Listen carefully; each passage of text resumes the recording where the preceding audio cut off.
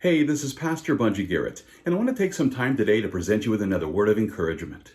Now, I must confess that I was not surprised at all when I woke up today and discovered that many young adults here in the U.S. are now endorsing Osama Bin Laden's letter to America. That's right.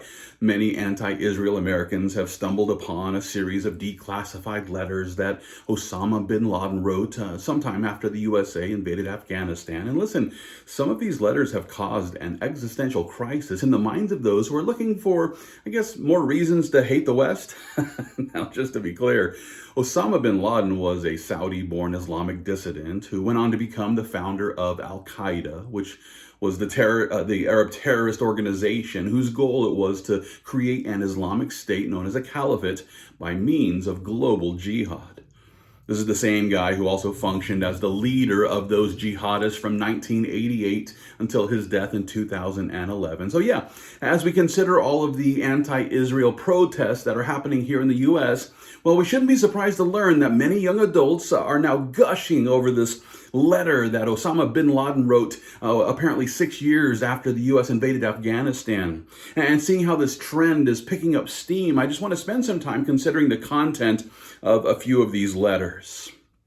I'd like to begin with the salutation and introduction of one of the letters, which reads in this way: "In the name of Allah, the compassionate, the merciful, to the American people, peace be upon those who follow the righteous track." Now, as we consider this introduction, it's also interesting to note that he also concluded the same letter by declaring this: "The United States shall pay for its arrogance with the blood of Christians and their funds. Peace be upon those who follow the righteous track." Now, from this, we can see here that Osama bin Laden truly believed that the righteous track, it includes the slaughter of Christians here in America. Now, think about that for a moment.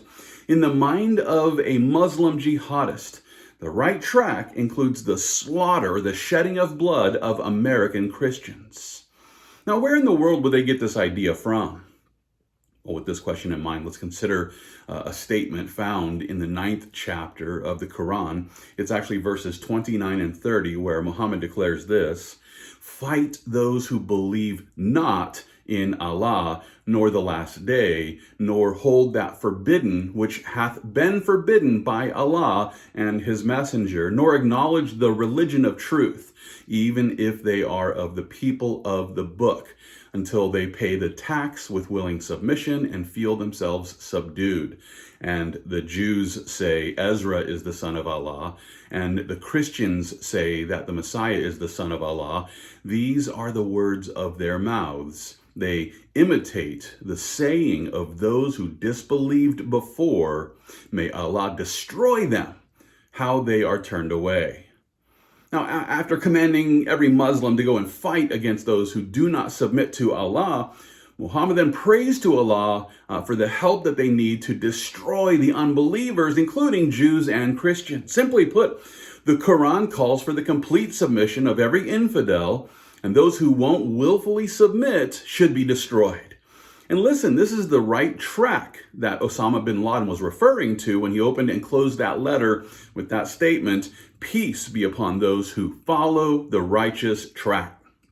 Now, to further make my case, we should consider what bin Laden meant in that first paragraph where he refers to, and I quote, "the cycle that devours humanity when it's devoid of the precepts of God's law."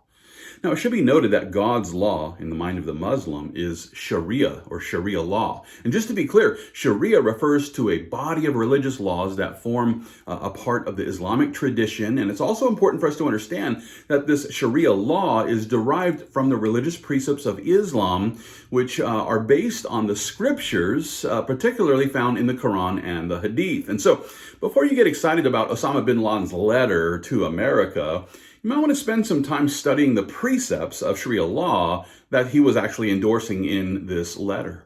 Bin Laden actually expanded upon this Sharia law by encouraging complete submission to Allah's laws, which includes the discarding of all the opinions and orders and theories and religions which contradict the religion of Muhammad. It's in this other letter here where he goes on to describe Islam as the religion of unity, but by declaring this, and I quote him here: "It is the religion of enjoining the good and forbidding the evil with the hand, tongue, and heart. It is the religion of jihad in the way of Allah, so that Allah's word and religion reign supreme. In other words, Islam's goal is to use jihad as a means of forcing every person to embrace the religion of Islam. Oh, don't take my word for it. Here's how Osama bin Laden explained it in one of his letters. And again, I quote him, "We call you to be a people of manners, principles, honor, and purity, to reject the immoral acts of fornication, homosexuality, intoxicants, gamblings, and trading with interest." That's right.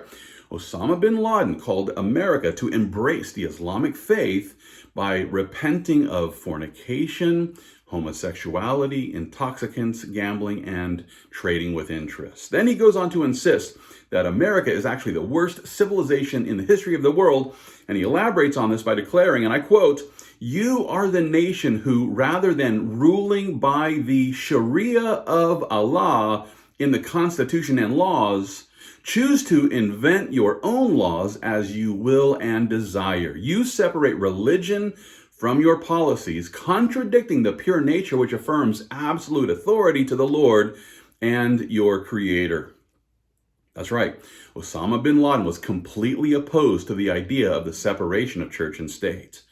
And he also called upon our leaders to implement Sharia law here in North America, while he simultaneously denied the right of every Christian to worship the true and living God of Abraham, Isaac, and Jacob. And while the leftists, who are quick to insist that there must be a separation of church and state, well, this position that they hold seems to be shifting to some degree, as many young adults appear to be on board now with Muslim jihadists who want to introduce Sharia law here in America. And yet not one of the gals who posted one of these videos as they gushed over Osama bin Laden's letters, not one of them was wearing a burqa. Well, not yet anyway. Listen, after describing the many different forms of immorality and promiscuity permitted here in the USA, but bin Laden, he goes on to declare this, and I quote him, "Because of all this, you have been described in history as a nation that spreads diseases that were unknown to man in the past. Go ahead and boast to the nations of man that you brought them AIDS as a satanic American invention." Wow, bin Laden, he held no punches here as he accuses the U.S. of spreading sexually transmitted diseases through sexual immorality, but then goes on to accuse our leaders also of creating the AIDS virus in the name of Satan. Still waiting to hear what Dr. Fauci thinks about this, but I can only imagine. Osama bin Laden also accused the USA of creating the conflict there in the Middle East by trying to create a two-state solution. Here's how he put it, and I quote, "Palestine has been under occupation for decades, and none of your presidents talked about it until after September 11, when Bush realized that your oppression and the tyranny against us were part of the reason for the attack. Then he talked about the necessity for two states. Obama is trying to address the issue with the same solutions suggested by his predecessor. They are quilting fruitless solutions not of concern to us." Now, from this, we can see that Muslim jihadists like Osama bin Laden, they aren't interested in a two-state solution. Bin Laden called this a fruitless solution. So they're not interested. They insist that the land of Palestine, all of it belongs to the Arabs. Here's how bin Laden put it, and I quote him again, "The people of Palestine are pure Arabs and original Semites. It is the Muslims who are the inheritors of Moses and the inheritors of the real Torah that has not been changed." Now, according to Osama bin Laden here, the people of Palestine are actually Arabs. They're not Palestinians, he says, they're Arabs. And according to him, the land of promise was given to the Arabs, not the children of Israel. And he expands upon this by describing the land of Palestine as Islamic land from the sea to the river. Now, as we consider this claim, I ask those who support this belief to prove it.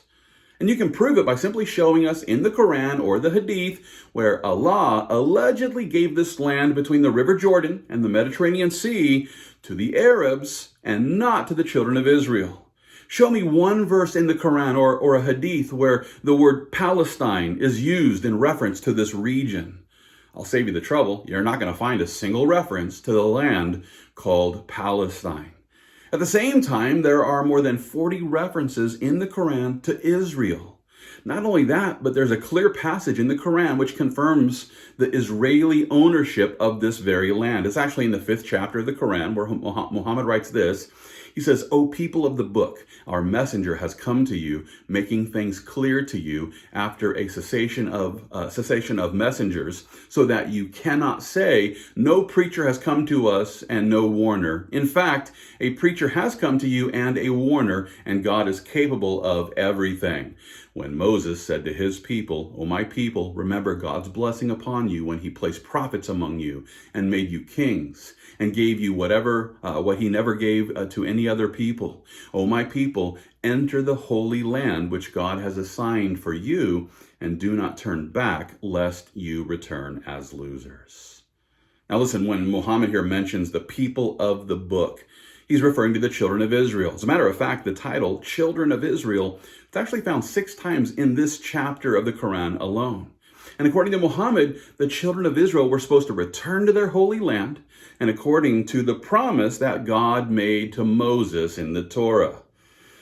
Now, with that being the case, listen, the Arab Muslims who insist that the promised land somehow belongs to the Arabs, well, they can't provide one proof from the Quran nor the Hadith that their idol gave them that land. And to the contrary, the Quran actually shows us that this land belongs to the children of Israel. And so for the leftists who are now gushing over Osama Bin Laden's letter, I encourage you, go study Sharia law. Go study the Sharia law before you end up stuck in the sort of theocratic government that you keep complaining about every time a committed Christian ends up winning election here in the U.S.